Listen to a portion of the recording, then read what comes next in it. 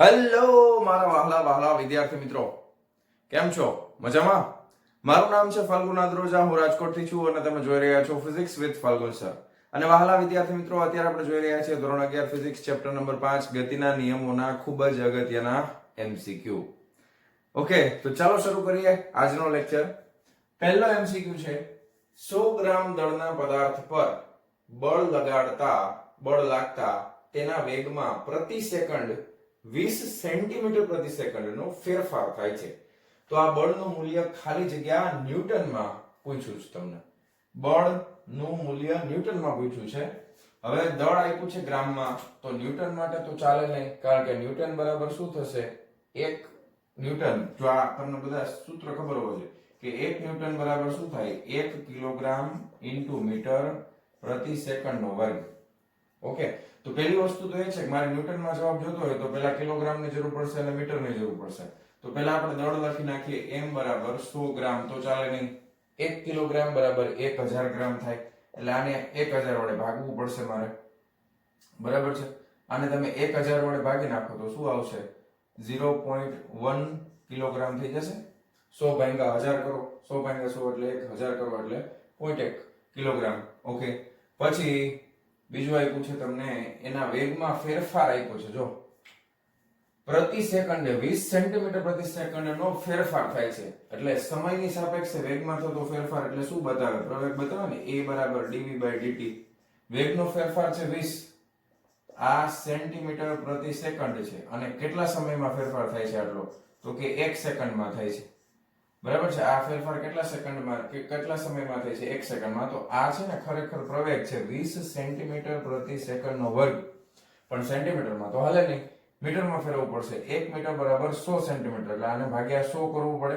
ભાગ્યા 100 કરીએ એટલે 0.2 મીટર પ્રતિ સેકન્ડનો વર્ગ. હવે વાંધો નથી. જો હવે આપણી પાસે દળ છે અને પ્રવેગ છે, અને બળ એટલે તમને ખબર છે F બરાબર માં દળ ગુણ્યા પ્રવેગ.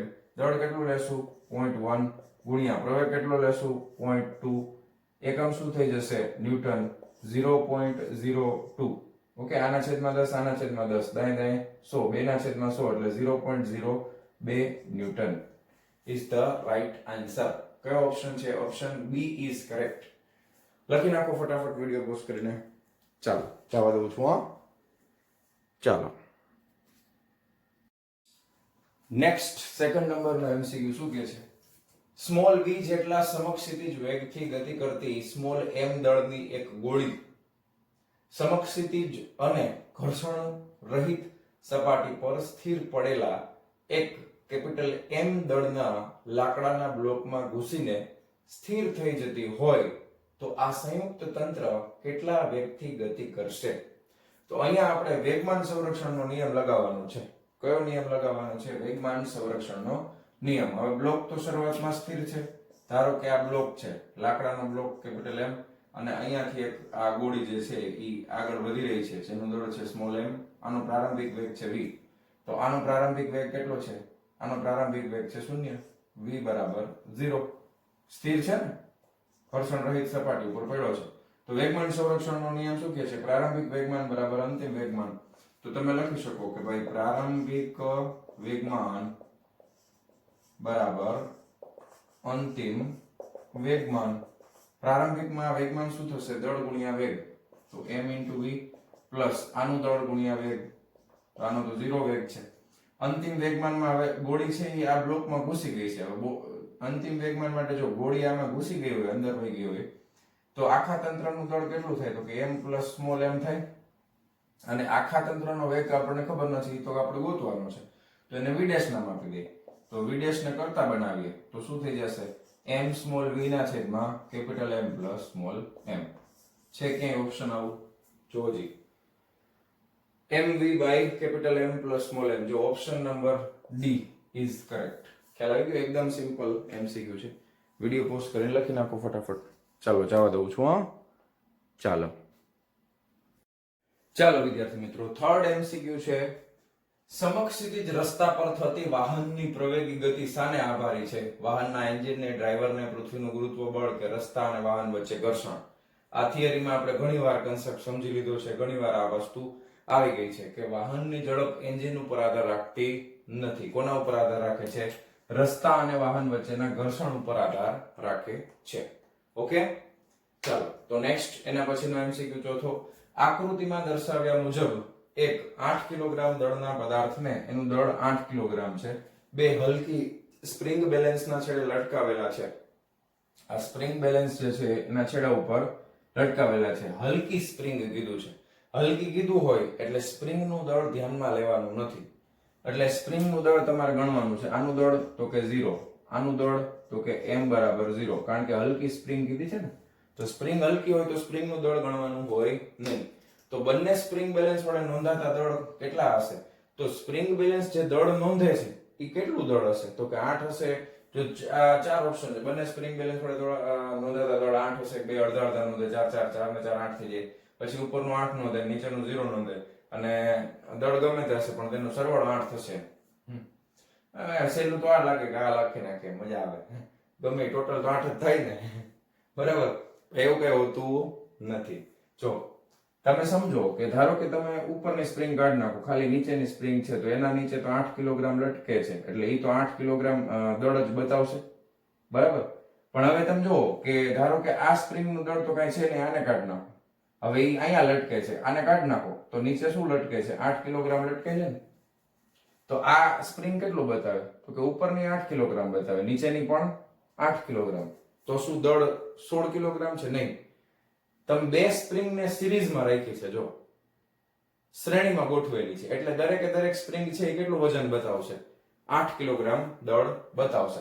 જો સ્પ્રિંગ નું દળ હોત કંઈક, તો પછી આ જે છે એ અલગ દળ બતાવત ઉપરવાળી, અને નીચેવાળી કંઈક અલગ દળ બતાવત. ઉપરવાળી વધારે બતાવે, નીચેવાળી ઓછું બતાવે, કારણ કે આનું દળ છે આમાં ઉમેરાઈ જાય. ખ્યાલ આવ્યો તમને?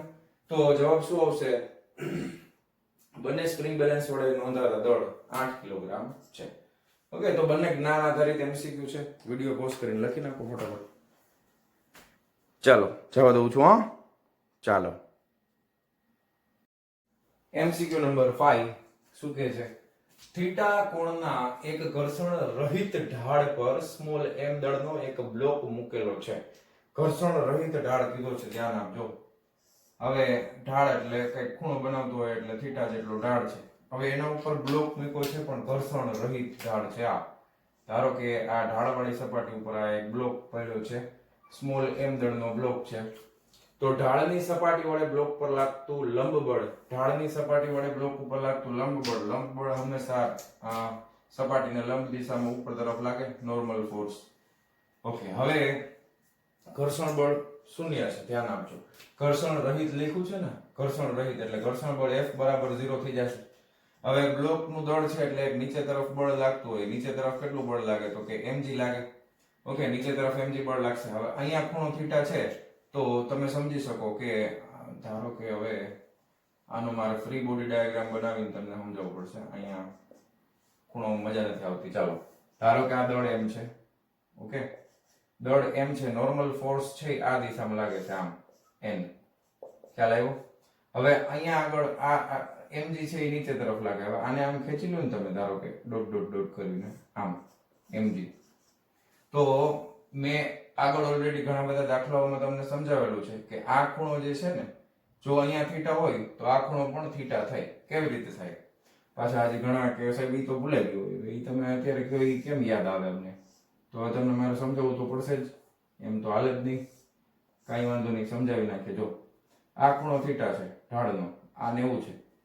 તો આને તમે પાછળની સાઈડ લંબાવો તો આ કેટલો થાય? 90 જો આ 90, આ થીટા, ટોટલ 180 થાય ને. ત્રિકોણના ત્રણેય ખૂણાનો સરવાળો કેટલો થાય? 180. તો 90 વત્તા થીટા વત્તા ધારો કે આ x છે, બરાબર 180 થાય. તો આ x કેટલો થઈ જાય? તો કે 180 માઈનસ 90 માઈનસ થીટા. 180 માંથી 90 જાય તો કેટલા વધે? 90 માઈનસ થીટા થાય કે નહીં? તો આ ખૂણો થઈ જાય 90 ડિગ્રી માઈનસ થીટા. હવે આ તો અહીંયાથી લંબ હોય, જો આમ. હવે આ 90 માઈનસ થીટા હોય તો વૈધો કેટલો? આ ટોટલ કેટલો છે? 90. તો 90 માંથી કેટલા બાદ કરવાના? તો કે 90 માઈનસ થીટા બાદ કરી દેવાના. 90 માંથી 90 ગયા, માઈનસ માઈનસ પ્લસ, તો આ ખૂણો કેટલો વૈધો? થીટા. હવે જો આમ ચોકડી બને ને, ચોકડી, તો આ થીટા થાય તો આ પણ શું થાય? થીટા જ થાય. ખ્યાલ આવ્યો તમને? બસ આ જ વસ્તુ કરવાની હતી, બાકી બધું તમને ખબર જ હોય કે ન હોય. તો આના બે ઘટકો તમે લઈ શકો, લંબ બળ છે અને તમે અથવા તો અહીંયા ખૂણાના બે ઘટકો તમે લ્યો તો અહીંયા તમે લખી શકો cos થીટા બરાબર તમે શું લખી શકો, આ પાસેની બાજુ આ છે ને તો mg ની પાસેની બાજુ આ છે તો આ mg cos થીટા આ થઈ જશે, ખ્યાલ આવ્યો? અને ખૂણાની સામેની બાજુ આ છે એટલે આ થઈ જશે mg sin થીટા. પણ mg sin થીટા ને સમતોલ એવું કોઈ બળ તો છે જ નહીં, ઘર્ષણ રહિત સપાટી છે. તો આપણને તો લંબ બળ ને સમતોલ એવું પૂછ્યું છે ને, તો લંબ બળ n બરાબર શું લખી શકાય? n બરાબર લખી શકાય mg cos થીટા. ઓકે, તો લાગતું લંબ બળ કેટલું થઈ જશે? mg cos theta. સિમ્પલ, પૂરું. બસ ખાલી આકૃતિ આવડે એટલે વાર્તા પૂરી. આ ખૂણા સમજાય જાય એટલે પૂરું થઈ ગયું. ચાલો વિડિયો પોઝ કરીને લખી નાખજો ફટાફટ. ચાલો દઉં છું હો. ચાલો વિદ્યાર્થી મિત્રો, છઠ્ઠા નંબરનો એમસીક્યુ છે. થીટા કોણના એક ઘર્ષણ રહિત ઢાળ પર સ્મોલ m દળનો એક બ્લોક મૂકેલો છે. આગળના એમસીક્યુ જેવું જ. હવે આ તંત્ર ઢાળ પ્લસ બ્લોક ને સમક્ષિતિજ દિશામાં એવી રીતે સ્મોલ a પ્રવેગથી ગતિ કરાવવામાં આવે કે બ્લોક ઢાળ પર સરકે નહીં, તો સ્મોલ a બરાબર ખાલી જગ્યા. ઓકે, હવે આને આકૃતિથી સમજશો એટલે ફટાફટ સમજાઈ જશે. આગળ આપણે આકૃતિ દોરી હતી એવી જ દોરવાની છે. હવે થોડીક મોટી આકૃતિ દોરું છું, તમને બધાને ખ્યાલ આવે, વ્યવસ્થિત સમજાય. બધું આકૃતિમાંથી જ આપણે સમજી લેશું. હવે ધારો કે આ ઢાળ છે એ અહીંયા સમક્ષિતિજ સાથે થીટા ખૂણો બનાવે છે. પછી આ ઢાળ ઉપર એક બ્લોક આવેલો છે. ઓકે, હવે આ બ્લોકને હું અહીંયાથી જ બધા બળો દર્શાવું છું. બ્લોકમાં નીચે તરફ બળ લાગશે ઈ mg લાગશે. ઓકે, હવે આને લંબ ઘટક છે એ તમે દોરવો હોય તો લંબ ઘટક આ રીતે દોરી શકાય, આ રીતે. ઓકે, હવે મેં હમણાં તમારી હારે ઘણી બધી માથાકૂટ કરી અને તમને હમણાં સમજાવ્યું કે ધારો કે આને આપણે લંબાવી દઈએ આ રીતે. ઓકે, ઉપર તરફ. તો આ જો ખૂણો થીટા હશે તો આ ખૂણો પણ કેટલો થાય? થીટા. આ ખૂણો પણ કેટલો થાય? થીટા થાય. ઓકે, હવે નીચે તરફ mg છે તો તમને ખબર પડી ગઈ. હવે આ શું થાય તો કે આ થશે mg cos થીટા ખૂણાની પાસેની બાજુ. પછી એક ઘટક આમ છે એટલે બીજો ઘટક આ રીતે આવે ને આમ, તો એ આવશે આ તરફ. એ કેટલો આવશે તો કે mg sin થીટા, સામેનો ઘટક છે એટલા માટે. હાલો, આટલું ખબર પડી ગઈ. હવે છે ને પ્રવેગ કઈ દિશામાં, બળ કઈ દિશામાં લાગે છે? આ તંત્ર એટલે કે ઢાળ પ્લસ બ્લોક ને સમક્ષિતિ દિશામાં એવી રીતે અહીંથી પ્રવેગી. સમક્ષિતિ દિશા એટલે આને સમાંતર. હવે આને સમાંતર એટલે તમે જોજો ધ્યાનથી, પ્રવેગ છે ને એ આ રીતે બળ આ રીતે લાગે છે આના ઉપર. તો બળ લાગતું હોય તો F બરાબર કેટલું થાય? બળ દળ ગુણ્યા પ્રવેગ. તો F બરાબર માં થશે. ખ્યાલ આવ્યો તમને? F બરાબર માં થશે. ઓકે, હવે તમે જોજો આ F ના પાછા બે ઘટકો મળે. F ના પાછા બે ઘટકો મળશે. હવે અહીંયા ખૂણો કેવી રીતે બને તો કે આ સમક્ષિતિજ આ જે છે ને ઢાળવાળી સપાટી એને સમાંતર આમ. તો ધ્યાન આપજો, આ રેખા છે એ આના જેવી જ છે અને આ સમક્ષિતિજ રેખા, તો આ સમક્ષિતિજ રેખા. તો અહીંયા પાછો ખૂણો કેટલો બને? થીટા જ બને. કેટલો બને? થીટા જ બને. એટલે આના તમને પાછા f જે છે એના એક પાસેની બાજુ એટલે આ તમને મળી જશે ખૂણાની પાસેની બાજુ એટલે આ તમને મળશે f cos થીટા. ખ્યાલ આવ્યો?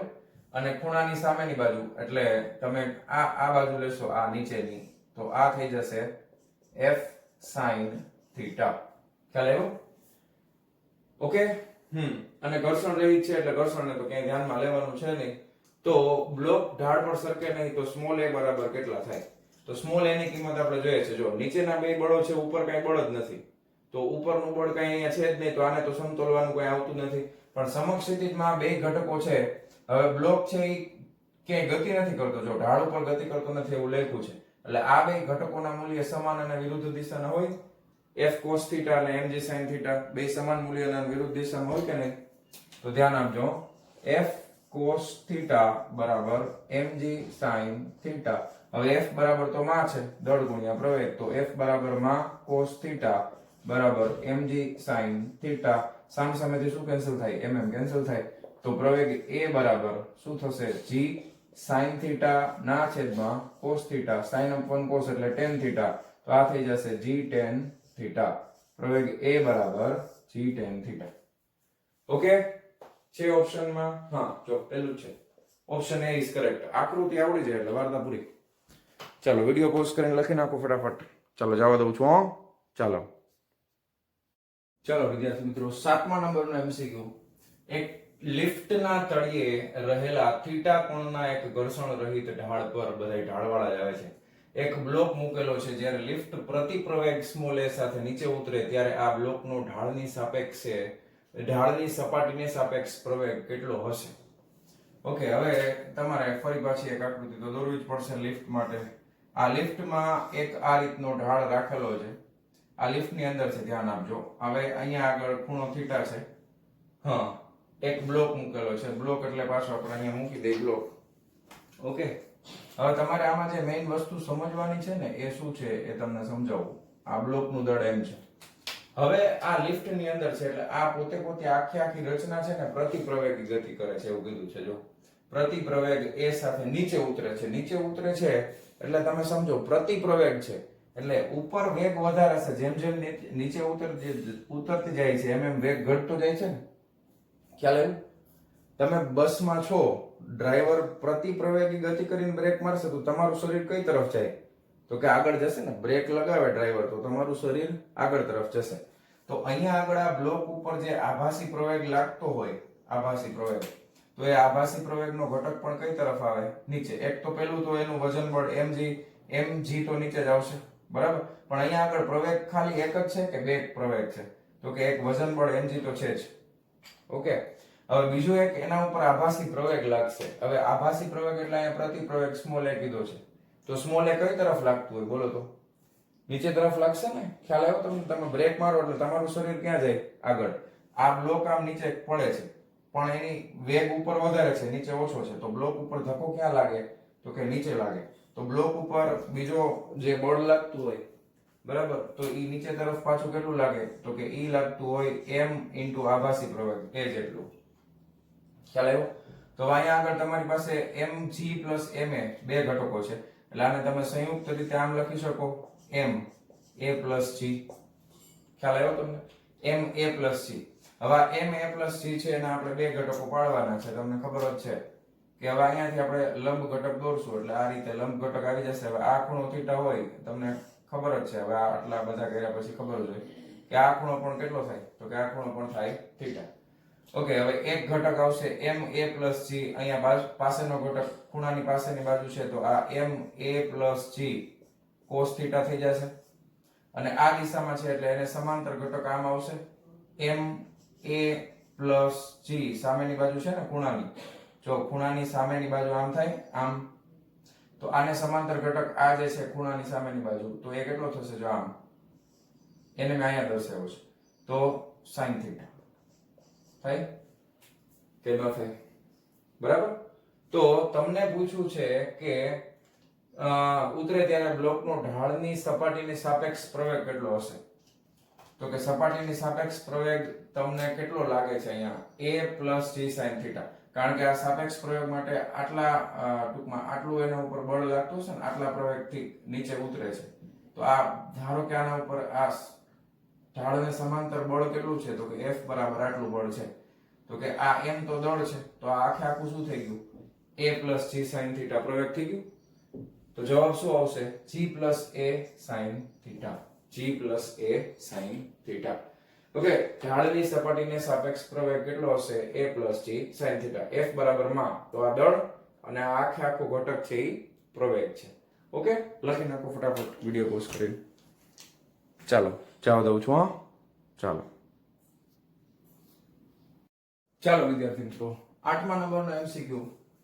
નીચેનામાંથી સત્ય વિધાન જણાવો. 4 વિધાન છે, એક સત્ય છે, બાકી બધા અસત્ય છે. કયું સાચું છે? જો એક પદાર્થનો વેગ અચળ છે પણ ઝડપ બદલાય છે. વેગ અચળ હોય તો ઝડપ કેવી રીતે બદલાય? જો બધી ગતિ વિચારવાની છે આપણે. નિયમિત સુરેખ ગતિ વિચારો, પછી વર્તુળમય ગતિ વિચારો, એમાં નિયમિત વર્તુળમય ગતિ પણ વિચારો. કોઈ પણ ગતિ વિચારશો તો એમાં વેગ અચળ હોય તો ઝડપ બદલાય એવું કોઈ દિવસ બને નહીં. પછી બીજું, કારણ કે વેગની દિશા હોય છે, ઝડપની દિશા હોતી નથી. વેગ અચળ હોય એનો મતલબ એમ કે એક જ દિશામાં વેગ છે તો ઝડપ એ અચળ જ હોય. પછી એક પદાર્થની ઝડપ અચળ છે, પણ પ્રવેગનું મૂલ્ય બદલાય છે. પ્રવેગ એટલે વેગમાં થતા ફેરફારનો સમય દર. હવે ઝડપ અચળ હોય તો પ્રવેગ 0 થાય. ઝડપ અચળ હોય તો પ્રવેગ 0 થાય. પ્રવેગનું મૂલ્ય બદલાય છે. હવે એક ખાસ તો કે ધારો કે નિયમિત વર્તુળ ગતિ છે તો નિયમિત વર્તુળ ગતિ હોય તો ઝડપ અચળ જ હોય એની. પ્રવેગનું મૂલ્ય ન બદલાય, એમાં પ્રવેગની દિશા બદલાય. શું બદલાય? દિશા. ત્રીજામાં એક પદાર્થની ઝડપ અચળ છે અને અશૂન્ય એવો અચળ પ્રવેગ છે.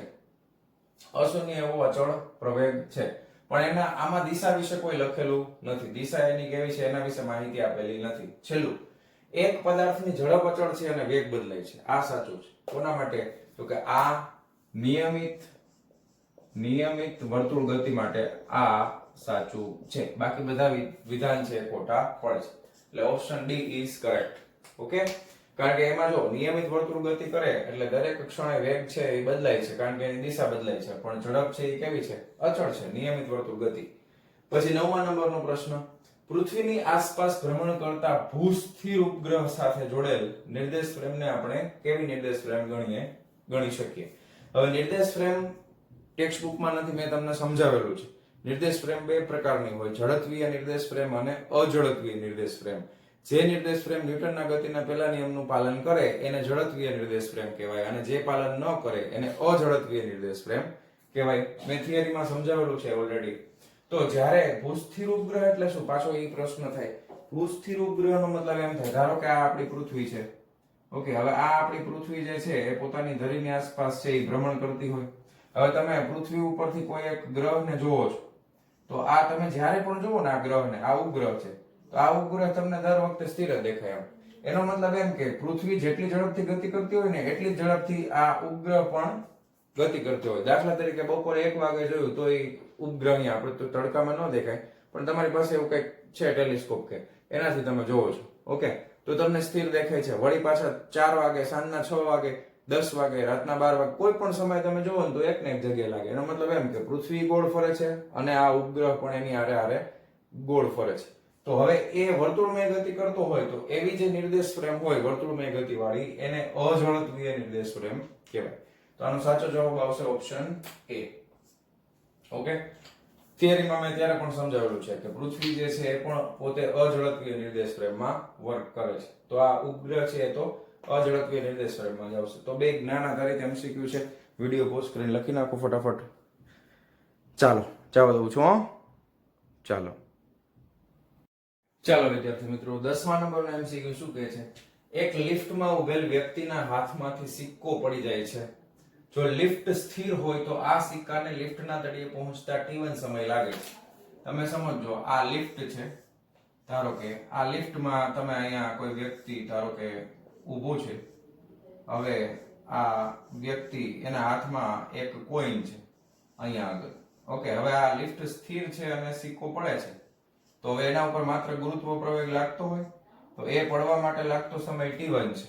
ઓકે, જ્યારે લિફ્ટ ઉપર તરફ પ્રવેગી ગતિ કરતી હોય, હવે ધારો કે બીજા કેસની અંદર આ જ લિફ્ટ છે એ ઉપર તરફ પ્રવેગી ગતિ કરે છે. સમજજો બરોબર. ઉપર તરફ પ્રવેગી ગતિ કરતી હોય ત્યારે આ સિક્કાને તળિયે પહોંચતા t2 સમય. હવે લિફ્ટ જ્યારે ઉપર તરફ પ્રવેગી ગતિ કરે તો લિફ્ટ જે સિક્કો છે ને એના ઉપર એક આભાસી બળ લાગે, અને આભાસી બળ છે Fg બરાબર m * a g. આ આભાસી પ્રવેગ, જેટલા પ્રવેગથી લિફ્ટ ઉપર જતી હશે એટલો પ્રવેગ આ સિક્કામાં નીચે તરફ એડ થઈ જાય. ખ્યાલ આવ્યો?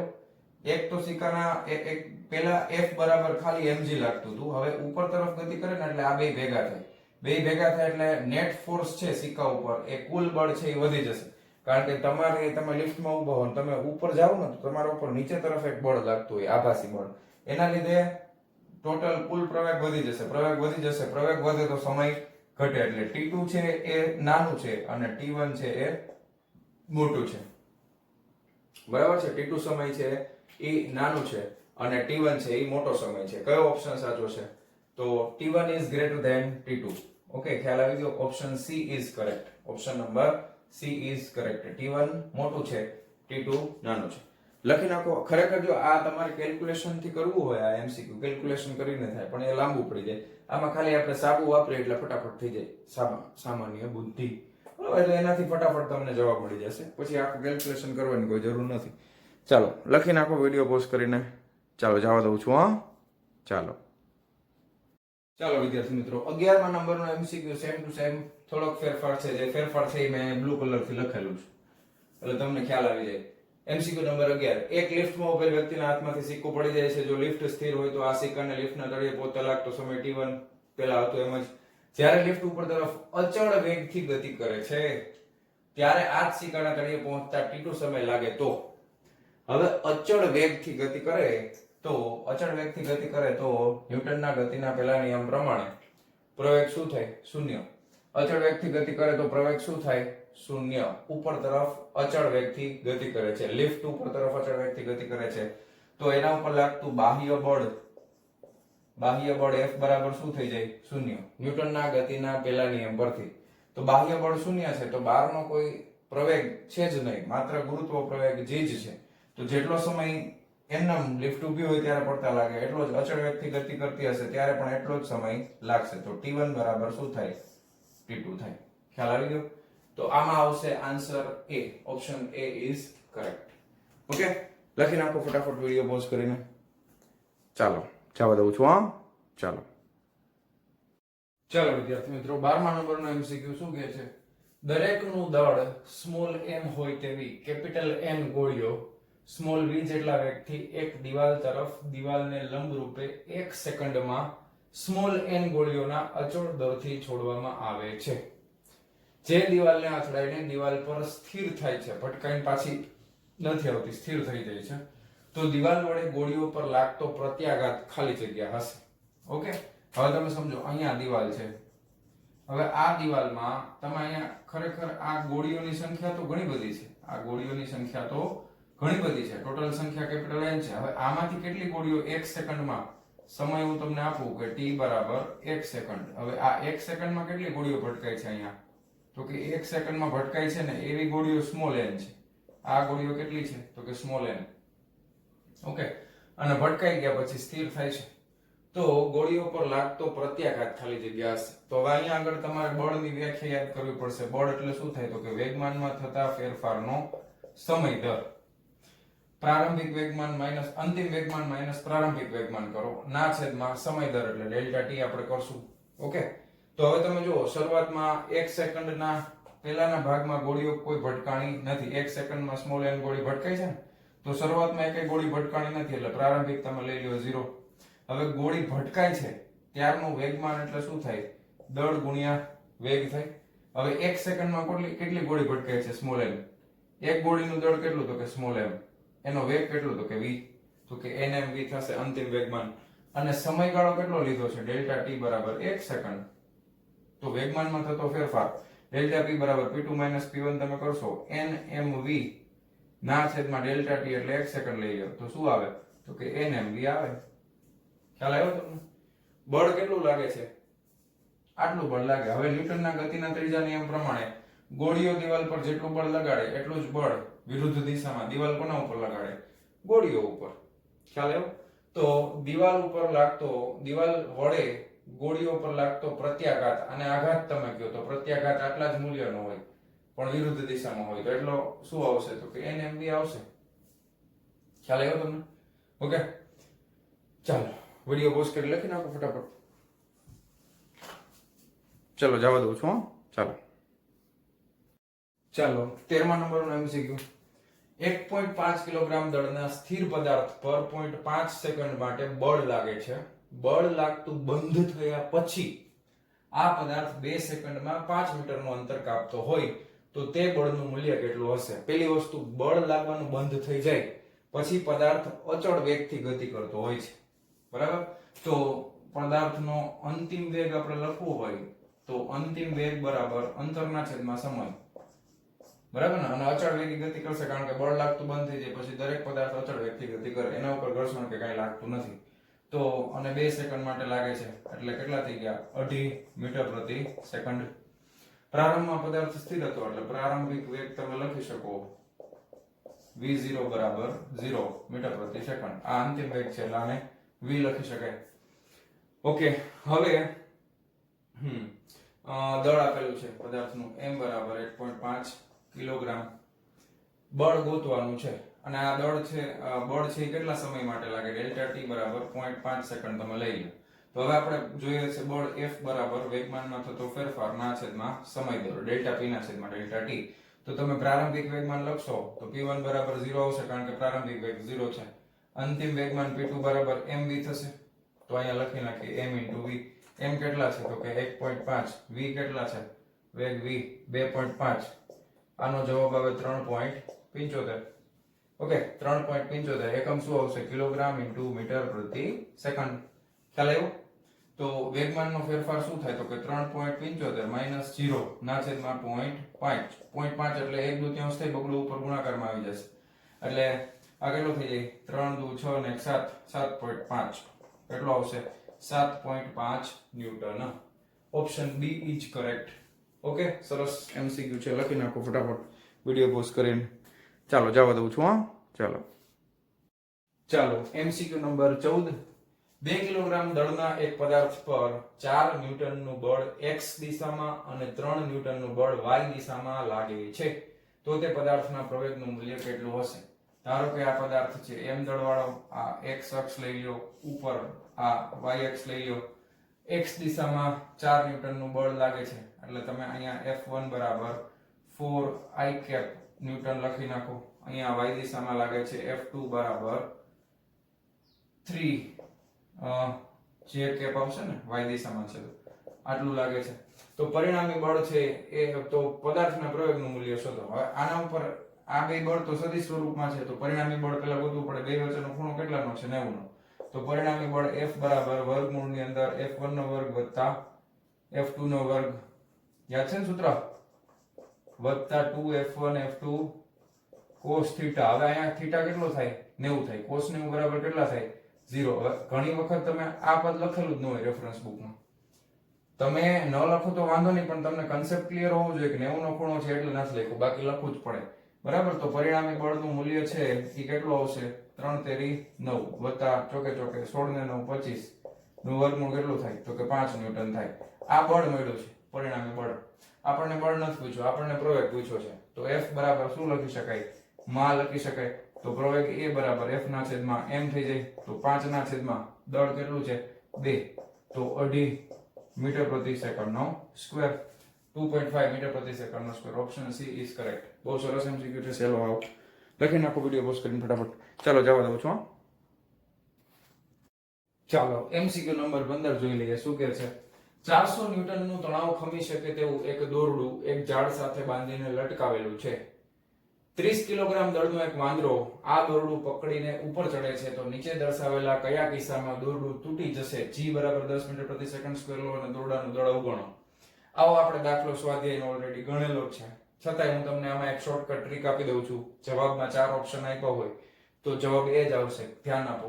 જેમાં પણ અચળ ઝડપ લખેલી આવે, અચળ ઝડપ લખ્યું હોય અથવા અચળ વેગ લખ્યું હોય તો એ ઓપ્શનમાં એમાં કોઈ દિવસ દોરડું તૂટે નહીં, કારણ કે અચળ ઝડપ અચળ વેગમાં કોઈ દિવસ બાહ્ય બળ લાગે નહીં. બાકી વધુ પ્રવેગમાં ખાસ ધ્યાન આપવાનું, ઉપર ચડતું હોય તો જ દોરડું તૂટી શકે. તો આ બેમાં ઉપર ચડે છે એવું લખ્યું છે. હવે ઉપર ચડે છે એમાં જેનો પ્રવેગ વધારે હોય એમાં દોરડું તૂટે, એટલે સાચો જવાબ જો આમાં 2 મીટર પ્રતિ સેકન્ડ સ્ક્વેર છે, આમાં 5 મીટર પ્રતિ સેકન્ડ સ્ક્વેર ના અચળ પ્રવેગથી ઉપર ચડે છે તો જેમાં વધારે પ્રવેગ હશે એમાં દોરડું તૂટી જશે. ઓકે, કેલ્ક્યુલેશન આપણે દાખલામાં કરેલું છે, તમારે જોવું હોય તો હું તમને સમજાવી દઉં પાછું કે દાખલા તરીકે વાંદરું ઉપર ચડે છે અચળ પ્રવેગી ગતિ સાથે, તો એના ઉપર એક આભાસી બળ છે Fp એ નીચે તરફ લાગે, ma જેટલું આભાસી પ્રવેગ નીચે તરફ લાગતો હોય, અને આ દોરડાનું તણાવ બળ છે, મહત્તમ તણાવ બળ છે એ તમે Tmax લઈ લ્યો 400 ન્યૂટન વાળો. તો આને આપણે સૂત્રના સ્વરૂપમાં લખીએ તો T બરાબર mg નીચે પ્લસ ma પણ નીચે. તો આ 400 ન્યૂટન છે બરાબર, m કોમન કાઢ લઈએ તો આ g પ્લસ a થઈ જશે. આ m ને છેદમાં જવા દે, દળ કેટલું છે 30 કિલોગ્રામ, તો આ થઈ ગયું બરાબર. પછી આ પ્રવેગ એ જોઈએ છે તો 40 ના છેદમાં 3, તો 3 એકુ 3 એક વૈધા 3 તેરી 9, એક વૈધા 13.33 આવશે, અને માઈનસ g કરો એટલે g ની વેલ્યુ છે 10. તો આ 3.33 મીટર પ્રતિ સેકન્ડ સ્ક્વેર નો પ્રવેગ છે, એટલો પ્રવેગ ખમી શકે. આનાથી પ્રવેગ વધી જાય તો દોરડું તૂટી જાય. તો જો આમાં પ્રવેગ વધારે છે 3.33 કરતા, તો ઓપ્શન કયો આવશે? સી. ઓકે, દાખલો ગણેલો છે એટલે લગભગ તમને આવડવો જોઈએ એમસીક્યુ. ચાલો જવા દઉં છું, લખી નાખજો. ચાલો 16મા નંબરનો એમસીક્યુ શું કહે છે? 0.5 કિલોગ્રામ ઇન્ટુ મીટર પ્રતિ સેકન્ડના વેગમાનથી આવી રહેલા એક દડાને બેટ્સમેન દ્વારા ફટકારાતા તે 0.3 કિલોગ્રામ મીટર પ્રતિ સેકન્ડના વેગમાનથી તેજ માર્ગ પર વિરુદ્ધ દિશામાં પાછો ફેંકાય છે. જો દડાનો બેટ સાથેનો સંપર્ક સમય આટલો હોય તો બેટ વડે તેના પર લાગતું બળ શોધો. તો તમને પ્રારંભિક વેગમાન આપી દીધું છે, અંતિમ વેગમાન આપી દીધું છે, વેગમાનના ફેરફારનો સમય આપી દીધો છે, તો બળનું સૂત્ર મળી જાય ને. પણ અહીંયા ધ્યાન આપો કે પ્રારંભિક વેગમાન છે એને તમે જમણી બાજુ જાય છે, ધારો કે એને તમે ધન ગણશો તો 0.5 kg × મીટર પ્રતિ સેકન્ડ, તો આ તમારે ઋણ લેવું પડશે કારણ કે વિરુદ્ધ દિશામાં છે, તો -0.3 kg × મીટર પ્રતિ સેકન્ડ થશે. સમયગાળો ડેલ્ટા ટી કેટલો આપ્યો છે? 0.02 સેકન્ડ. હવે બળનું સૂત્ર શું થાય? F બરાબર ડેલ્ટા P ના છેદમાં ડેલ્ટા T. અહીંયા જો તમે P2 અંતિમ માઈનસ પ્રારંભિક કરશો તો જવાબ ઋણ આવશે. કેમ સમજાવું? જો આ -0.3 છે, પછી અહીંયા માઈનસ કરો છો, આ તો ધન જ છે એટલે -0.5 આવશે, સમયગાળો 0.02 આવશે, એટલે અહીંયા આવશે ઉપર -0.5 ને 3 8 ના છેદમાં 0.02, એટલે આ -80 ના છેદમાં 2 એટલે -40 ન્યૂટન આવશે. હવે ઓપ્શનમાં કે -40 નથી, તો આ ખરેખર છે ને આ દિશા દર્શાવે છે. -40 શું દર્શાવે છે? દિશા. તમને ખાલી એમ પૂછ્યું છે બેટ વડે તેના પર લાગતું બળ શોધો. બળનું મૂલ્ય કેટલું થાય? તો કે 40 ન્યૂટન થાય. ઓકે, દિશા આપણે કઈ લેવા દેવા. દિશા છે બળ વિરુદ્ધ દડો આવે છે એની વિરુદ્ધ દિશામાં બળ લાગે ને, દાખલા આપણે ઘણા બધા ગણેલા છે એટલે તમને ખબર જ હોય. હવે અહીં ઉપર બધાયમાં સદિશ કરી નાખું બસ. તો વિરુદ્ધ દિશામાં લાગશે 40 newton. Option B is correct. લખી નાખો ફટાફટ વિડિયો પોઝ કરીને. ચાલો જવા દઉં છું. ચાલો 17મા નંબરનો MCQ શું કહે છે? 1000 કિલોગ્રામ દળના એક બ્લોકને ટેબલની સમક્ષિતિજ સપાટી પર સ્થિર સ્થિતિમાંથી ગતિમાં લાવવા માટે 200 ન્યૂટનનું સમક્ષિતિજ બળની જરૂર પડે છે. તો બ્લોક અને ટેબલની સપાટી વચ્ચેનો સ્થિત ઘર્ષણાંક કેટલો હશે? G બરાબર 10 મીટર પ્રતિ સેકન્ડ સ્ક્વેર લો. તો સ્થિત ઘર્ષણાંક માટેનું સમીકરણ છે Fs ઇઝ આપણે મહત્તમ સ્થિત ઘર્ષણાંક, પછી ગતિ શરૂ કરી દઈએ છીએ એટલે મહત્તમ જોઈએ તો ઇક્વલ ટુ લખવું પડે μs * કેપિટલ N થાય. હવે μs * કેપિટલ N એટલે m * g થાય. સ્થિત ઘર્ષણાંકનું મૂલ્ય એટલે ઘર્ષણ બળ કેટલું લાગે? 200 ન્યૂટન પછી જ ખસે છે ને, તો આ 200 ન્યૂટન તમે લખી નાખો. તો ઇઝ ઇક્વલ ટુ μs ગોતવાનું છે ઇન્ટુ દળ કેટલું છે તો કે 1000 અને g કેટલું લેવાનું તો કે 10 લેવાનું છે. ઓકે, તો μs ને કરતા બનાવી તો 200 ના છેદમાં 1 2 3 4 મીંડા 2 મીંડા ગયા 2 એટલે કેટલા કઈ કરવાની જરૂર નહોતી. 2 ના છેદમાં 100 એટલે 0.02 કેટલો આવે? 0.02. Option D is correct. સાવ સહેલો દાખલો છે એટલે MCQ લખી નાખો વિડિયો પોઝ કરીને. ચાલો જવા દઉં છું.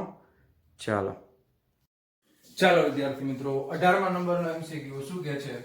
આકૃતિમાં દર્શાવ્યા મુજબ સમક્ષિતિજ ઘર્ષણ રહિત એટલે ફ્રિક્શન બળ, ક્યાંય ઘર્ષણ બળ ધ્યાનમાં લેવાનું નથી, સપાટી પર મૂકેલા 4 કિલોગ્રામ 2 કિલોગ્રામ અને 1 કિલોગ્રામ દળના બ્લોકના તંત્ર પર 70 ન્યૂટનનું સમક્ષિતિજ બળ લગાવવામાં આવે છે. જો એક દોરીમાં તણાવ T1 બરાબર 60 ન્યૂટન હોય તો બીજી દોરીમાં તણાવ T2 કેટલો હશે? બરાબર, એકમાં તણાવ આપી દીધો છે, બીજામાં તમારે તણાવ ગોતવાનો છે. ખ્યાલ આવી ગયો? કઈ પ્રોબ્લેમ નથી? ચાલો હવે ધ્યાન આપો કે આ તંત્ર માટે સૌથી પહેલા આપણે શું કરશું? T2 ગોતવાનો છે. તમને બાહ્ય બળ આપેલું છે તો પ્રવેગી ગતિ તો કરશે જ, એટલે પ્રવેગ સૌથી પહેલા ગોતી લઈએ. તો પ્રવેગ ગોતવા માટે ન્યૂટનનો ગતિનો બીજો નિયમ F બરાબર માં. તો પ્રવેગ A બરાબર શું થાય? F ના છેદમાં m. હવે આ m છે એ કુલ દળ છે એટલે m1 + m2 + m3. આને આપણે કેપિટલ M નામ આપી દઈએ કારણ કે તંત્ર કનેક્ટેડ છે ને બધા એકબીજા સાથે. એટલે સૌથી પહેલા પ્રવેગ ગોતી લઈએ તો 70 ના છેદમાં m1 એટલે 1 + 2 + 4, તો 4 ને 2 6 ને 1 7, તો 70 ના છેદમાં 7 બરાબર 10 મીટર પ્રતિ સેકન્ડનો સ્ક્વેર. આટલો પ્રવેગ મળશે. ઓકે, હવે જો તમારે T2 ગોતવું હોય તો શું કરાય? તો કે તમે આ બેનો ફ્રી બોડી ડાયાગ્રામ બનાવી અને જવાબ લઈ આવી શકો છો. તો સૌથી પહેલા આપણે 1 કિલોગ્રામ દળવાળો પદાર્થ છે m1 એના માટે ફ્રી બોડી ડાયાગ્રામ બનાવી. તો એના માટે આ તરફ બળ લાગે છે F અને બાહ્ય પ્રવેગના લીધે પ્રવેગી ગતિ પણ આ તરફ થાય છે એટલે પ્રવેગ આ દિશામાં આવશે અને આ તરફ તણાવ બળ લાગતું હશે T1. ખ્યાલ આવ્યો? હવે ન્યૂટનના ગતિના બીજા નિયમ ઉપરથી શું કહી શકાય? F બરાબર માં એટલે m1 * a બરાબર શું થાય? જમણી બાજુનું બળ વધારે છે F માઈનસ ડાબી બાજુનું ઓછું છે એટલે F - T1 થશે. આને આપણે આપી દઈએ સમીકરણ નંબર 1. ઓકે, એવી જ રીતે તમે 2 કિલોગ્રામ બ્લોક માટે તમે એક ફ્રી બોડી ડાયાગ્રામ બનાવો તો એને આપણે M2 નામ આપી દઈએ. આ તરફ કયું બળ લાગે છે 2 કિલોગ્રામ ઉપર? તો કે આ તરફ લાગે છે T1. ડાબી તરફ કયું લાગે છે? તો કે ડાબી તરફ લાગે છે T2. પ્રવેગી ગતિ કઈ તરફ થાય છે? તો કે જમણી તરફ થાય છે. તો આના માટે ન્યૂટનનો ગતિનો બીજો નિયમ તો F બરાબર માં m2 * a બરાબર જમણી બાજુનું બળ વધારે છે એટલે T1, ડાબી બાજુનું ઓછું છે તો જ જમણી બાજુ ગતિ થાય ને. તો T1 - T2 આને આપણે આપી દઈએ સમીકરણ નંબર 2. હવે આપણે શું જોઈએ છે? તો કે હવે આપણે T2 જોઈએ છે. તો T1 નો આમાંથી જો બે સમીકરણનો સરવાળો કરીએ તો T1 નો લોપ થઈ જાય. તો સમીકરણ 1 + સમીકરણ 2 લેતા હવે બેનો સરવાળો તો ડાબી બાજુ સરવાળો થશે. તો ડાબી બાજુ m1 + m2 * a લખી નાખું. a કોમન છે એટલે જમણી બાજુ f - T1 + T1 - T2. T1 cancel થઈ ગયા. હવે મારે જોઈએ છે f - T2 = m1 + m2 એટલે 1 + 2 એટલે આ થઈ ગયું 3 ગુણ્યા પ્રવેગ કેટલો છે? પ્રવેગ છે 10. ઓકે f મારી પાસે છે કેટલું? તો કે f છે 70. તો T2 ને આપણે આ તરફ લઈ લઈએ તો T2 બરાબર f એટલે 70 - 10 તેરી 30. 70 માંથી 30 જાય કેટલા વધે? 40. જવાબ આવશે 40 newton. Okay so option A is correct. સરસ MCQ છે. વિડિયો પોઝ કરી અને લખી નાખો ફટાફટ. ચાલો જવા દઉં છું. ચાલો વિદ્યાર્થી મિત્રો 19મા નંબરનો MCQ શું કહે છે? ઘર્ષણ રહિત એટલે ઘર્ષણ બળને ક્યાંય ધ્યાનમાં લેવાનું નથી. ઘર્ષણ રહિત ગરગડી આ ગરગડી પરથી પસાર કરેલી દોરીના એક છેડે 30 કિલોગ્રામ અને બીજા છેડે 50 કિલોગ્રામ દળના પદાર્થ લટકાવેલા છે તો આ તંત્રનો પ્રવેગ કેટલો થશે? દાખલો આપણે આ રીતનો ગણેલો જ છે. એ જ રીતે આપણે આમાં કરવાનું છે. કંઈ ખાસ નવીન કરવાનું નથી. સ્મોલ g બરાબર 10 મીટર પ્રતિ સેકન્ડ સ્ક્વેર લો. હવે આ અતન્ય દોરી છે એવું ધારી લઈએ તો અહીંયા ઉપર તરફ તણાવ T હશે તો અહીંયા પણ તણાવ T જ હોય કારણ કે એક જ દોરી છે તો તણાવ બળ બે બાજુ સરખું હોય. અહીંયા આગળ ધારો કે આ દળ છે એને આપણે m2 નામ આપી દઈએ. આ દળને m1 નામ આપી દઈએ. તો આના ઉપર ફ્રી બોડી ડાયાગ્રામ બનાવીએ આના માટે. તો m2 ના લીધે વજન બળ ક્યાં લાગશે? તો કે m2g નીચે લાગશે. તણાવ બળ ક્યાં લાગે છે? તો કે તણાવ બળ ઉપર તરફ લાગે છે અને વજન વધારે હોવાથી બાહ્ય પ્રવેગ છે એ પણ નીચે તરફ જ લાગશે a. ઓકે તો આના માટે ન્યૂટનનો ગતિનો બીજો નિયમ વાપરીએ તો શું થાય? F બરાબર માં એટલે m2 * a બરાબર મોટું બળ કયું છે? તો કે m2 * g માઈનસ નાનું બળ કયું છે? તો કે t. તો આને આપી દઈએ સમીકરણ નંબર 1. એવી રીતે આના માટે સમીકરણ બનાવવું છે આ તરફ માટે તો એના માટે ફ્રી બોડી ડાયાગ્રામ બનાવીએ. આને આપણે m1 નામ આપી દઈએ. m1g હંમેશા નીચે જ લાગશે. બરાબર તણાવ બળ t ક્યાં લાગે છે? તો કે ઉપર લાગે છે. પણ બાહ્ય પ્રવેગ આમાં ક્યાં આવશે? તો કે આટલા જ મૂલ્યનો પણ ઉપર તરફ હશે તો આમાં આમ થશે. તો આના માટે ઉપર જાય છે ને પદાર્થ તો આના માટે ન્યૂટનનો ગતિનો બીજો નિયમ વાપરો તો બાહ્ય બળ એટલે કે m1 * a બરાબર ઉપરનું વધારે છે ને t મોટું છે માઈનસ m1g નાનું છે કારણ કે ઉપર ગતિ કરે છે. આપી દો સમીકરણ નંબર 2. હવે આપણે શું ગોતવાનું છે? બાહ્ય પ્રવેગ ગોતવાનો છે. તો અહીંયા -t અહીંયા +t સમીકરણ 1 + સમીકરણ 2 કરી નાખો. 1 + સમીકરણ 2 તો આ થઈ જશે m1 + m2 * a બરાબર tt કેન્સલ થઈ જશે તો આ થઈ જશે m1 + m2 * g બરાબર. તો m1 + m2 * g થઈ ગયો. અચ્છા સોરી જમણી બાજુ સરવાળો tt m2 - m1 આવશે. ઓકે અહીંયા આવશે m2 - m1 * g આવશે. બરાબર તો હવે આપણે પ્રવેગ ગોતવાનો છે તો પ્રવેગ a બરાબર m2 - m1 m2 એટલે 50 - m1 એટલે 30 ના છેદમાં m1 + m2 એટલે 50 + 30 g એટલે 10 50 માંથી 30 જાય તો 40 50 એટલે 20 5 ને 3 8 આ 80 ગુણ્યા આ 10 એક એક બિંદુ ગયું બરાબર છે. પછી અહીંયા 10 કર નાખી 4 ઓકે 2 10 * 20 અને 4 એટલે આ થઈ ગયા 2 આ થઈ ગયા 5 એટલે 2.5 મીટર પ્રતિ સેકન્ડ નો વર્ગ. કેટલો આવે બાહ્ય પ્રવેગ? 2.5 મીટર પ્રતિ સેકન્ડ નો વર્ગ. સરસ MCQ દાખલો છે જ ઓલરેડી આપણે ગણેલો જ છે સ્વાધ્યાયમાં. લખી નાખો ફટાફટ. ચાલો જવા દઉં છું. ચાલો નેક્સ્ટ MCQ છે 20મા નંબરનો. આકૃતિમાં દર્શાવ્યા મુજબ 2 કિલોગ્રામ 5 કિલોગ્રામ અને 3 કિલોગ્રામ દળના બ્લોકને ઘર્ષણ રહિત સમક્ષિતિજ સપાટી પર બે છેડે જોડેલી ઘર્ષણ રહિત ગરગડી પરથી પસાર કરી હલકી દોરીઓ સાથે જોડેલા છે. આ તંત્રનો પ્રવેગ કેટલો હશે? તંત્રનો પ્રવેગ ગોતવાનો છે. ધારો કે આ દળને આપણે m1 નામ આપી દઈએ, આ દળને આપણે m2 નામ આપી દઈએ, આ દળને આપણે m3 નામ આપી દઈએ, અહીંયા આ ગરગડી સાથે દોરી છે, ધારો કે આ દોરીમાં તણાવ ઉત્પન્ન થાય છે T1. ઓકે, અહીંયા આગળ આ બ્લોક ની સાથે છે તો અહીંયા આગળ બ્લોક ખસે છે તો અહીંયા આગળ પણ તણાવ એક જ દોરી છે એટલે T1 ઉત્પન્ન થાય. ધારો કે આ બાજુ તણાવ ઉત્પન્ન થાય છે T2. ઓકે, તો આ બાજુ પણ તણાવ ઉત્પન્ન થશે T2. ખ્યાલ આવ્યો કે બેમાં તણાવ અલગ અલગ હશે, વચ્ચે બ્લોક આવી ગયો છે ને એટલા માટે. ઓકે, તો હવે અહીંયા આગળ તમે જોઈ શકો આ તંત્રનો પ્રવેગ આપણે ગોતવાનો છે તો 3 ને 3 માટે 3 ઇક્વેશન બનાવવા પડશે, 3 સમીકરણો બનાવવા પડશે. ફ્રી બોડી ડાયાગ્રામ ફટાફટ બનાવીએ છીએ, ઘણા બધા એમસીક્યુ કરી નાખ્યા છે એટલે હવે આવડતું જોઈએ.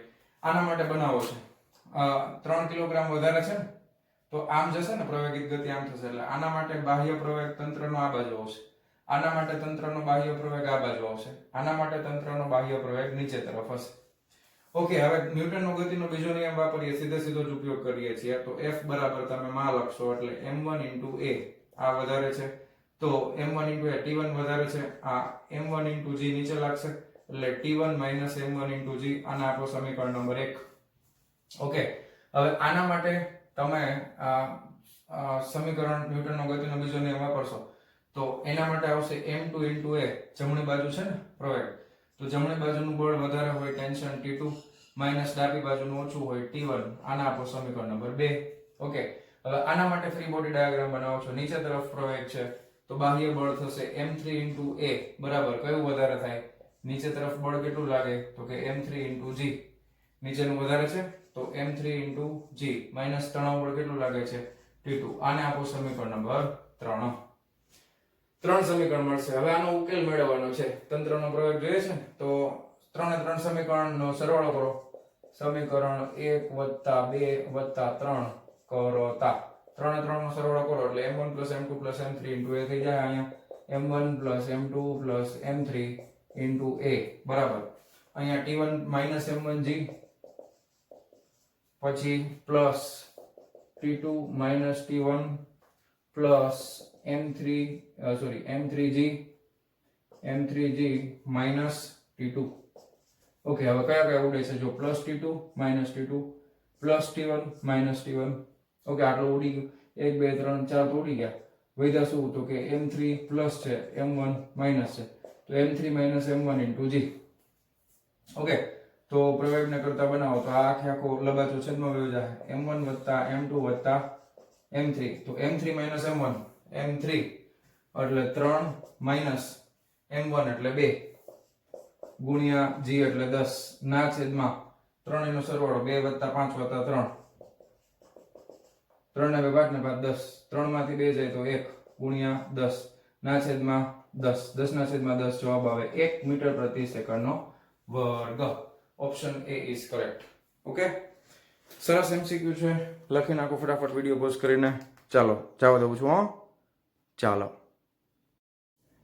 વિદ્યાર્થી મિત્રો, 21મા નંબરનો એમસીક્યુ શું કહે છે, આકૃતિમાં દર્શાવ્યા મુજબ દિવાલ સાથે સંપર્કમાં રહેલા આ દિવાલ છે એની સાથે સંપર્કમાં રહેલા 5 કિલોગ્રામ બ્લોકને નીચે પડતો અટકાવવા માટે સમક્ષ દિશામાં લગાડવા પડતા જરૂરી બળ F નું મૂલ્ય કેટલું હશે. હવે તમે આમાં અને બીજું તમને આપ્યું છે સ્મોલ g = 10 મીટર પ્રતિ સેકન્ડ સ્ક્વેર અને બ્લોક અને દિવાલ વચ્ચેનો ઘર્ષણાંક 0.4 છે. એટલે આપણે જો તમે આના માટે આપણે ઘર્ષણાંક લખી નાખીએ, સ્થિત ઘર્ષણાંક μs = 0.4. હવે એક વસ્તુ તમે નોટિસ કરો કે જેટલું બળ અહીંયા લાગે એટલું લંબ બળ લાગે એટલે આના માટે આપણે બનાવવું પડશે FBD ફ્રી બોડી ડાયાગ્રામ. તો અહીંયા આપણે દળ લખી નાખીએ m બરાબર. હવે દિવાલમાં તમે બળ આ તરફ લગાવો છો F, તો દિવાલ છે ઈ લંબ બળ n આ તરફ લગાવશે, સિમ્પલ. દળ m છે એટલે નીચે તરફ કયું બળ લાગે mg. હવે ઘસારો અહીંયા થાય છે તો ઘર્ષણ બળ છે ઈ ઉપર તરફ લાગે ને ગતિના વિરુદ્ધ દિશામાં, તો ઘર્ષણ બળ છે ઈ Fs. ધારો કે ઘર્ષણ બળ છે ઈ મહત્તમ છે તો તમે ઘર્ષણ બળ માટે અથવા તો તમે પહેલા આ w = mg લખી નાખો, વજન બળ ગોતી લે. w = mg, બ્લોક કેટલાનો છે 5 નો, g = 10 એટલે આ થઈ ગયું 50 ન્યૂટન. હાલો, હવે આ w = mg. હવે n અને f બે સમાન મૂલ્યના હોવા જોઈએ, f = n થઈ જશે. બીજું, હવે આના માટે તમે સમીકરણ લખશો તો શું થશે તો કે Fs = mg તમે લખો. Fs બરાબર મહત્તમ ઘર્ષણ બળ કેટલું હોય તો કે μs * N બરાબર mg. હવે n બરાબર તો શું છે તો કે f છે, તો કે μs * F બરાબર શું આવી જશે mg. બળને કરતા બનાવો તો mg ના છેદમાં μs. હવે mg તમે બોલતી લીધું છે તો 50 ન્યૂટન છે. આ ના છેદમાં µs તમને આપ્યું છે 0.4 એટલે 4 ના છેદમાં 10 આ ઉપર જવા દે તો પેલા થઈ જશે 4 * 4 1 વધ્યા 4 2 8 2 વધ્યા 4 5 20 તો આ આવશે 125 newton. Okay so option D is correct. લખી નાખો વિડિયો પોઝ કરીને ફટાફટ. ચાલો જવા દઉં છું. ચાલો વિદ્યાર્થી મિત્રો 22મો નંબરનો એમસીક્યુ. એક સ્થિર બોમ્બનો વિસ્ફોટ થતા 3 ટુકડા થાય છે. જો બે ટુકડાઓના વેગમાન અનુક્રમે 2i કેપ એકમ અને 3j કેપ એકમ હોય તો ત્રીજા ટુકડાના વેગમાનનું મૂલ્ય કેટલું હશે? દિશા આપણે કઈ લેવા દેવા નથી. હવે ટુકડો થયા પહેલા વેગમાન કેટલું હોય? તો કે વેગમાન હોય 0. બરાબર. ટુકડો થયા બોમ્બ ફાટે ને પહેલા બોમ્બ ફાટે એના પછી વેગમાન કેવી રીતે મળશે? તો કે પહેલા ટુકડાનું વેગમાન પ્લસ બીજા ટુકડાનું વેગમાન પ્લસ ત્રીજા ટુકડાનું વેગમાન. આ અંતિમ વેગમાન છે. તો પ્રારંભિક વેગમાન અને અંતિમ વેગમાન બે કેવા થવા જોઈએ? સરખા થવા જોઈએ. તો તમે લખી શકો કે આના બરાબર શું થાય? 0. હવે પહેલા ટુકડાનું બીજા ટુકડાનું આપ્યું છે તો p3 નું વેગમાન આપણે જોતું હોય તો શું થઈ જાય? -p1 અને આ જમણી બાજુ જશે એટલે આ -p2. ખ્યાલ આવે છે? તો હવે આ માઈનસ પહેલા ટુકડાનું વેગમાન છે 2i કેપ માઈનસ બીજા ટુકડાનું વેગમાન છે 3j કેપ. હવે આ તો સદિશના સ્વરૂપમાં છે. મૂલ્ય જોતું હોય તો માનાંકમાં p3 બરાબર વર્ગમૂળની અંદર -2 નો વર્ગ વત્તા -3 નો વર્ગ એટલે 2 દુ 4 3 તેરી 9 9 4 13 તો વર્ગમૂળમાં આવશે 13 એકમ. Okay so option number A is correct. Okay એકદમ સહેલો એમસીક્યુ છે. લખી નાખો ફટાફટ વિડિયો પોઝ કરીને. ચાલો જવા દઉં છું. ચાલો વિદ્યાર્થી મિત્રો 23મા નંબરનો એમસીક્યુ શું કહે છે? આકૃતિમાં દર્શાવ્યા મુજબ 2 કિલોગ્રામ અને 3 કિલોગ્રામ દળના બે બ્લોકને ઘર્ષણ રહિત ગરગડી, આ ગરગડી ઘર્ષણ રહિત છે, પરથી પસાર કરેલી હલકી દોરીના બે છેડે જોડેલા છે, એક અહીંયા. જો આ તંત્ર સ્થિર રહેતું હોય તો ઘર્ષણ બળનું મૂલ્ય અને દિશા શોધો. હવે ઘર્ષણ છે એ જો આ બ્લોકમાં થાય છે, ઘર્ષણ અહીંયા થાય છે, ધ્યાન આપજો. બરાબર. હવે ધારો કે આ દોરીમાં તણાવ ઉત્પન્ન થાય છે t, તો અહીંયા પણ વિરુદ્ધ દિશામાં તણાવ કેટલો આવશે? t. હવે ઘર્ષણ બળ અહીંયા લાગે છે તો સ્થિર સ્થિતિમાં છે એટલે ઘર્ષણ બળ છે એ આ તરફ લાગવું જોઈએ, સ્થિત ઘર્ષણાંક Fs. ઓકે. હવે આ બ્લોકના લીધે વજન બળ mg છે એ કઈ તરફ લાગે? તો કે નીચે લાગે. હવે આના માટે લંબ બળ છે એ આ રીતે આવશે તો લંબ બળ n ઉપર તરફ લાગશે. અહીંયા ખૂણો θ 30 ડિગ્રી હોય તો મેં ઘણા બધા એક્ઝામ્પલમાં સમજાવ્યું છે આ ખૂણો પણ 30 જ થાય. ખ્યાલ આવી ગયો? તો આ પાસેની બાજુ થશે એ થશે mg cos 30 અને સામેની બાજુ આમ આવશે તો અહીંયા આગળ બીજું બળ આવી જશે mg sin 30. ખ્યાલ આવી ગયો? કઈ વાંધો નથી ને? એટલે સૌથી પહેલા આપણે જો હવે આના માટે 3 કિલોગ્રામ છે તો નીચે તરફ કેટલું બળ લાગતું હશે? તો કે mg જેટલું. બરાબર. આના માટે નીચે બળ લાગતું છે mg અને તણાવ બળ આ સ્થિર જ છે તો પહેલા આપણે તણાવની કિંમત મળી જશે t બરાબર mg. હવે અહીંયા આગળ આ m2 નામ આપી દો, આને m1 નામ આપી દો. બસ ચાલો. તો આ m1 છે, આ m2 છે. તો અહીંયા આગળ m2g, m2 કેટલા છે? 3, g કેટલા છે? 10. તો આ આવી જશે 30 ન્યૂટન. હવે આના માટે સમક્ષિતિજને સમતોલે છે કારણ કે આ સ્થિર સ્થિતિમાં છે એટલે તણાવ બળ t બરાબર કોના જેટલું થઈ જશે? તો કે m1g sin 30 ડિગ્રી વત્તા સ્થિત ઘર્ષણાંક Fs જેટલું. ઓકે ખ્યાલ આવી ગયો તમને? ઓકે. તો હવે અહીંયા તણાવ બળ છે 30 બરાબર અહીંયા આગળ દળ કેટલું છે? તો કે 2, g કેટલા છે? તો કે 10 sin 30 એટલે કેટલા થાય? તો કે 1/2 બગડો કેન્સલ થઈ ગયા. પ્લસ આપણને શું પૂછ્યું છે? તો ઘર્ષણ બળનું મૂલ્ય કેટલું થાય? તો ઘર્ષણ બળ એટલે Fs જ પૂછ્યું છે ને, તો Fs એમ નામ રાખો આપણે. Fs 10 છે સામે જશે એટલે 30 - 10 બરાબર કેટલા આવશે? તો કે 20 ન્યૂટન લાગે. ઓકે. એટલે પહેલા આપણે મૂલ્ય તો મળી ગયું. આ બેમાંથી એક સાચો ઓપ્શન હોય. ઘર્ષણ બળ છે એ કઈ દિશામાં લાગે છે? ઉપર તરફ કે નીચે તરફ? ક્યાં લાગે છે? નીચે તરફ. તો ઢાળ પર નીચે તરફ ઘર્ષણ બળ લાગશે 20 newton. So option A is correct. સરસ એમસીક્યુ છે. વિડિયો પોઝ કરીને લખી નાખો ફટાફટ. ચાલો જવા દઉં છું. ચાલો વિદ્યાર્થી મિત્રો 24મા અને 25મા નંબરનો એમસીક્યુ જ્ઞાન આધારિત છે. 24મો વાંચીએ. નિયમિત એટલે કે અચળ ઝડપથી ગતિ કરતી ટ્રેનમાં બેઠેલ એક મુસાફર તેના હાથમાં રહેલા સિક્કાને ઉર્ધ્વ દિશામાં ઉછાળે છે. ગતિ જોજો નિયમિત છે. અને થોડી વારે સિક્કો તેના હાથમાં પાછો આવે છે. આ દરમિયાનની સિક્કાની ગતિ ટ્રેનની બહાર જમીન પર સ્થિર ઉભેલ નિરીક્ષકને કેવી દેખાશે? તમે જમીન ઉપર ઊભા છો, ટ્રેન અચળ વેગથી ગતિ કરે છે, એની અંદર એક વ્યક્તિ સિક્કો ઉછાળે, તો સિક્કો ઉછાળે એટલે સિક્કો જ્યારે ઉપર જશે ત્યારે એના ઉપર ગુરુત્વ પ્રવેગની અસર થશે, ઉર્ધ્વ દિશામાં અને અધો દિશામાં ગતિ થશે, પણ સમક્ષિતિજ વેગ એનો કેવો છે? અચળ છે. તો આપણે પ્રક્ષિપ્ત ગતિમાં જોયેલું છે એના જેવો જ આ કિસ્સો થઈ ગયો, પ્રક્ષિપ્ત ગતિ જેવો. તો સિક્કાનો ગતિપથ તમે જમીનમાંથી જોતા હો તો કેવો દેખાય? તો કે એ આપણને પરવલયાકાર દેખાશે. કોની વ્યાખ્યા ઉપરથી? પ્રક્ષિપ્ત ગતિની વ્યાખ્યા ઉપરથી સિક્કાનો ગતિમાર્ગ છે એ કેવો દેખાશે? પરવલયાકાર દેખાશે. આ નેક્સ્ટ જોઈએ. એક ઓરડાની છતમાં લટકાવેલા અને ઉર્ધ્વ તલમાં દોલનો કરતા લોલક માટે ગોળો ગતિપથના અંત્ય બિંદુએ હોય અને ગોળો ગતિપથના મધ્યમાન સ્થાને હોય તેવા કિસ્સાઓમાં અચાનક દોરી તૂટી જાય ત્યારે જમીનને અડકે ત્યાં સુધીમાં ગોળાના ગતિપથને અનુક્રમે કહેવાય. હવે આ ઓલરેડી સ્વાધ્યાયનો દાખલો છે જે આપણે કરેલો છે, તો તમને ફરી પાછું સમજાવી દઉં, કઈ વાંધો નહીં. હવે અહીંયા લોલક અહીંયા છે અને મહત્તમ ધારો કે અહીંયા પહોંચે છે અથવા તો મહત્તમ છે એ અહીંયા પહોંચે. જ્યારે અહીંયા પહોંચે ત્યારે એનો વેગ v બરાબર શું થઈ ગયો હોય? 0. ઓકે, હવે અહીંયાથી તમે દોરી કાપશો તો એ સીધે સીધો ક્યાં આવશે? નીચે આવશે. હવે અહીંયા છે, ધારો કે આ દિશા તરફ ગતિ કરે છે તો અહીંયા એનો વેગ છે એ મહત્તમ હશે અને વેગ છે એ સમક્ષિતિજ દિશામાં હશે આ રીતે. અને અહીંયા વેગ મહત્તમ સમક્ષિતિજ દિશામાં દોરી કાપી નાખો તો કોઈ બીજો અવરોધ લાગતો નથી, તો સમક્ષિતિજ ઘટક છે એ વેગનો અચળ હશે, તો ગુરુત્વ પ્રવેગની અસર હેઠળ આ પરવલયાકાર માર્ગે ગતિ થાય.